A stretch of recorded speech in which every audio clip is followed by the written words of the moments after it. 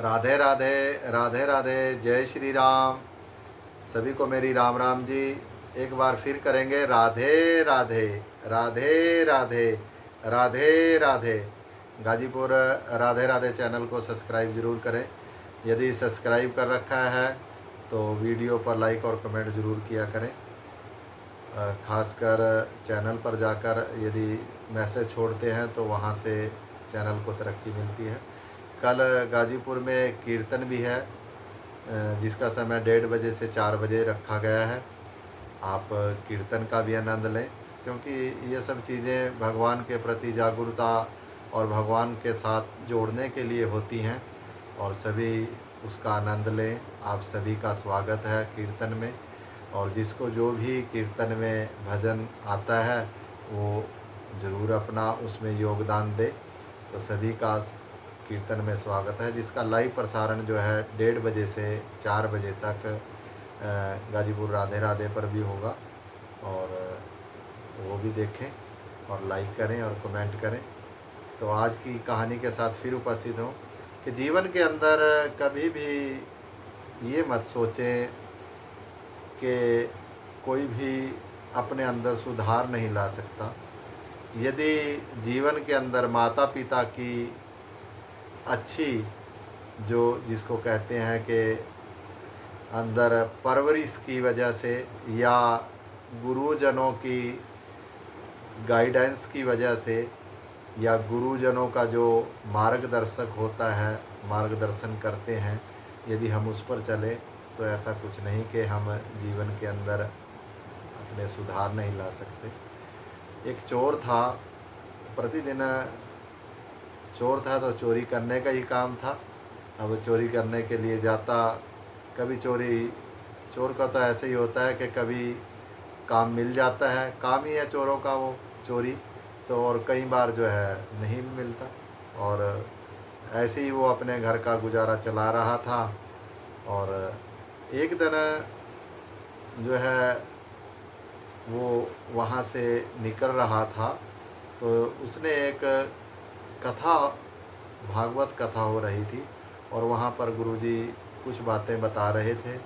तो वो बैठा तो नहीं, लेकिन खड़े खड़े उसने वो बातें सुनी। अब उसके मन में एक लालसा सी उत्पन्न हो गई कि भगवान कौन है, कैसे हैं। तो अब कब जीवन में ऐसा कुछ अचंभा हो जाए कुछ नहीं कह सकते। भगवान के प्रति कब लगन लग जाए ये भी नहीं हम कह सकते, क्योंकि ये सब भगवान की ही कृपा होती है। अब जैसे कल कीर्तन है, कीर्तन में यदि आप जाना चाहेंगे तो भी नहीं जा पाएंगे। यदि भगवान के आपके प्रति कृपा होगी आपके ऊपर तभी हम जा पाते हैं। अब कई बार हम सोच लेते हैं कि वैष्णो देवी जाएंगे या और जगह जाएंगे, लेकिन जब तक हमारे पास बोल देते हैं ना कि माता ने चिट्ठी नहीं डाली, अब कहीं नहीं जा सकते तो हमें चिट्ठी नहीं डाली, और जो जाते हैं उन्हें चिट्ठी मिल जाती है तभी वो जा पाते हैं। तो इसी तरह जीवन के अंदर कब भगवान का प्रकाश हो जाए ये भी कहना असंभव है। तो वो गुरुजी के पास कथा के बाद गया। वो बोला, उसने स्पष्ट बोला कि गुरुजी मैं जो है चोरी का काम करता हूँ, लेकिन मैं अपने जीवन के अंदर सुधार लाना चाहता हूँ, आप मुझे कुछ मार्गदर्शन करें। गुरुजी बोले ठीक है बेटा, कोई बात नहीं, लेकिन अब जो भी आप वैसा कर रहे हो वैसे तो गलत है, वो चोरी आपको करना छोड़ना चाहिए। अब वो बोला मेरा काम ही यही है, इसी से मेरा सब कुछ चलता है, मैं कर भी तो कुछ नहीं सकता। तो वो बोले कि चलो इसको छोड़ना तो बेटा तुम्हें पड़ेगा। वो बोला कि मैं इसे चलो धीरे धीरे छोड़ दूँगा, एक दिन छोड़ दूँगा, लेकिन मुझे कुछ इसके बारे में बताओ जिससे मैं इसे छोड़ने में मदद हो सके।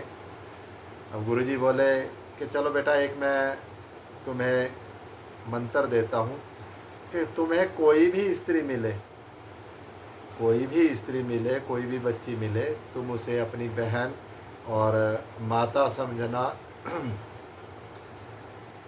उसी रूम में तुम्हें देखना है कि ये मेरी माता है, ये मेरी बहन है। वो बोला ठीक है गुरुजी, मैं आज से आपकी बात को गांठ बांध लेता हूँ कि मैं जीवन में ऐसा ही करूँगा। अब वो एक दिन 2 दिन चोरी करने के लिए गया, लेकिन कहीं भी उसको कुछ नहीं मिला। अब वो परेशान होकर एक दिन सोचा कि अब ये बड़ा घर है, इसके अंदर जाकर कुछ ना कुछ अच्छा मिलेगा। अब वहाँ पर एक स्त्री रहती थी, उसके जो बाकी थे मेंबर थे वो कहीं बाहर विदेश में रहते थे। लेकिन अब उस चोर को नहीं पता था कि वे विदेश से आ चुके हैं। वो उसी दिन विदेश से आए थे, लेकिन वो दूसरे कमरे में सो रहे थे। अब चोरी करने के लिए वो तो चला गया। अब जैसे ही वो चोरी करने के लिए गया, थोड़ा खड़का हुआ, अब वो स्त्री बेचारी उठ गई।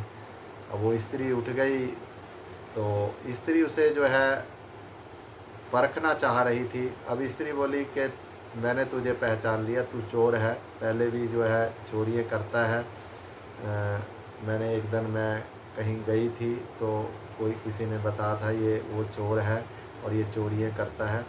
तो यदि तू मेरी बात मान लेगा तो मैं तुझे इतना धन दे दूँगी कि तुझे चोरी करने की आवश्यकता ही नहीं पड़ेगी। अब वो थोड़ी देर के लिए तो डगमगाया, लेकिन उसकी गुरुजी की जो बात थी वो उसकी समझ में आई हुई थी कि तूने केवल स्त्री को माता और बहन के समान ही समझना है। अब वो पैरों में गिरकर बोला कि नहीं माता, आप मेरी माता हो, आप मेरी बहन हो। मैं चोरी करने के लिए ज़रूर आया था, लेकिन मेरी गुरु ने मुझे यही सीख दे रखी है कि प्रत्येक स्त्री को माता और बहन समझना है। अब इतने में जो है वो विदेश से उसके जो बच्चे आए हुए थे वो भी उठ चुके थे और वो दरवाजे के पीछे खड़े होकर सब देख रहे थे, सुन रहे थे। तो वो तभी आए, उन्होंने बोला कि चलो हम तुझे पुलिस के पास नहीं देते, क्योंकि तेरे अंदर एक सुधरने की जो जिज्ञासा है वो हमें नज़र आई है और हम उसे ख़त्म नहीं करना चाहते। और उसका जो लड़का था वो बहुत बड़ा व्यापारी था, उसने वहाँ उसे काम दिया और बोला कि आज से तुम ईमानदारी से काम करना यहाँ पर। और धीरे धीरे समय बदलता गया और वो बहुत ही अच्छा व्यापारी बन गया। और इस प्रकार से जो है जब वो व्यापारी बन गया तो पैसा भी हो गया उसके पास। तो केवल एक सीख ने, गुरु की एक सीख ने उसका जीवन बदल दिया। इसी प्रकार से हमें माता पिता समझाते हैं, हमारे गुरुजन सिखाते हैं।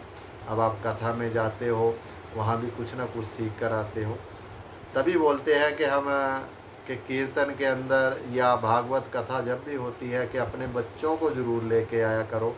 अपने छोटे छोटे जो बच्चे हैं उन्हें सीखने को मिलता है, क्योंकि अभी आगे होकर उन्हें बड़ा बनना है और बड़ा होने के बाद उन्हें जो है जीवन के अंदर इस देश को और अपने पूरे के पूरे परिवार को संभालना है। और ये सीख केवल भागवत से या दृष्टांत से या हमें कीर्तन करने से ही शक्ति मिलती है।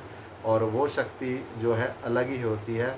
जिस प्रकार से हमारे पिता हमें कोई भी उपदेश देते हैं, हमारे गुरुजन हमें उपदेश देते हैं, उन पर हमें चलना चाहिए। जिस प्रकार एक चोर ने अपना जीवन बदल लिया, हम तो फिर बहुत अच्छे इंसान हैं, आप सभी अच्छे इंसान हो। और चलो कमियां सभी में होती हैं, लेकिन उन्हें सुधारने की कोशिश करें। हमेशा जिस प्रकार से चोर ने अपने आप को गुरुजन की बात मानकर सुधारा, हमें भी अपने जीवन में ऐसे ही कोई कमी है तो उसे सुधारने की कोशिश करनी चाहिए। तो एक नई कहानी के साथ फिर उपस्थित होऊंगा। तब तक के लिए राधे राधे, राधे राधे, राधे राधे।